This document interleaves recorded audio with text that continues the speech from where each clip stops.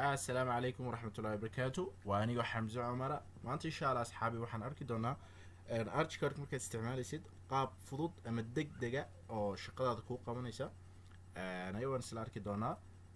waa qaab la dhaho magic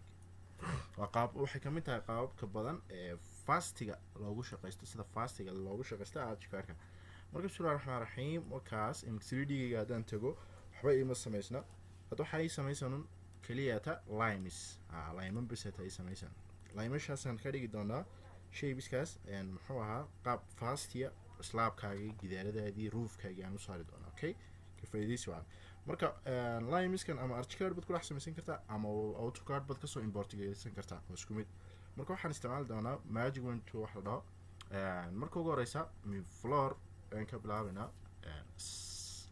slabka ka soo bilaabina wallska ku xigsiina roofkii baan soo ugu xigsiina inta shay baan sameyn doonaa marka slabkeeni noo soo qaad click and aan settigiisa galo deedna xagga waxa baro ka soo qaad 0.6 baan rabaa 0.45 waxa rabto waxa jecesha ka dhigo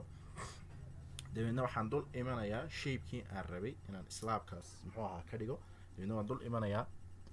space aan haya space baan qabanayaa marka calaamadda pluska isku bedesho space magic isku bedesho dhexdeeda click leedahay shape-kii imika dan 3D ga soo eegno waxay noo sameysan shape-kii imika dhexdiisa click saarnay hadii imika kuwan kalena aan ku tijaabino click kan dul imo click kana sidoo kale hadaan ku tijaabino click hadii imika 3D ga in tagno waxaad aragtaa intii shape waa ku sameysmeen okay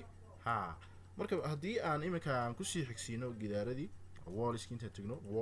wall setting ga aan sii tagno aan soo bedelano xaga 4 mitir bay guda 0.2 gaana ka guda ay okay aan dhaho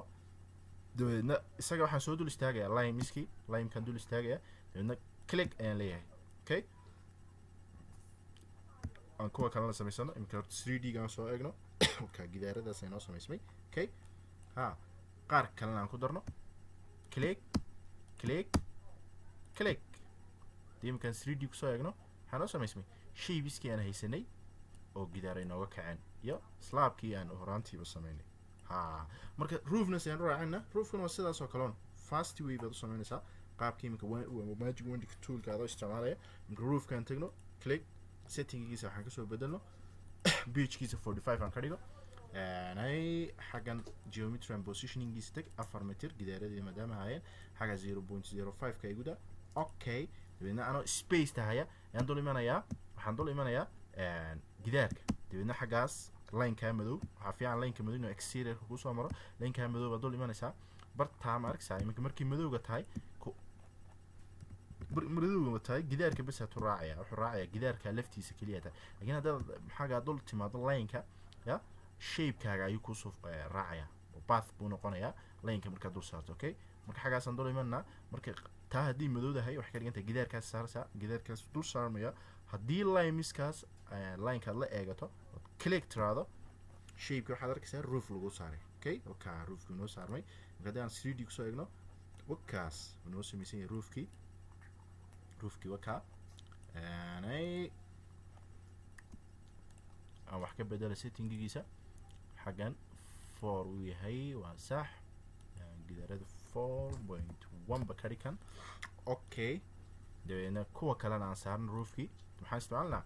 magic wand tool sidee weeyaan roofkii soo dooro dul imo gidaaradii line ka madow raaci space ta qabo click leh oo saarmay kana inoo imo click leh oo saarmay okay kana imo click leh oo saarmay marka ka dan eegno shaybiskii noo sameysnaa 2 daqiiqan ku sameynay xoogaa yar baan ku sameynay shaybiska kala duwan marka aad balankaaga ama AutoCAD baad ku soo diyaarsan ama xagan baad ku dul diyaarinba limes baad diyaarin hadhow magic wand toolka aad isticmaalaya baad bedeli baad click saari ka bacdi wax walba iyo qaab easy kugu sameysmeen okay